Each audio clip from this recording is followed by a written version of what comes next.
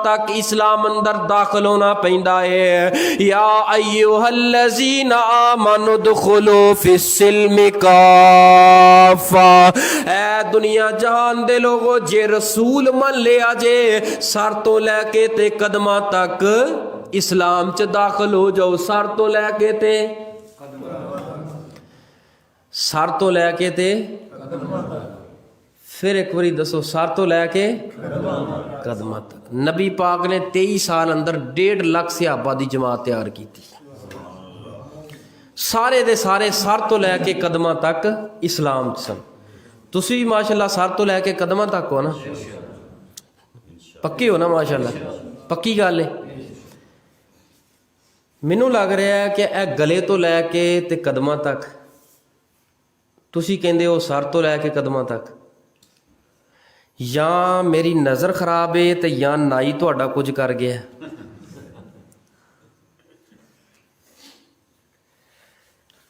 गुलाम वो हुंदा है, रसूल जे मन लिया वो सर तो लैके ते कदमा। तुसी अगे इकरार किया है कि असी सर तो लैके कदमा तक, मैनू नज़र आ रहा है कि गले तो लैके कदमा तक।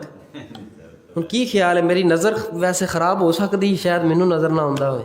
जिहड़ा रोज़ लोगों को वेंदा होवे वन सवन्ने चेहरे भला उन्होंने किवें भुलेखा लग सकता है।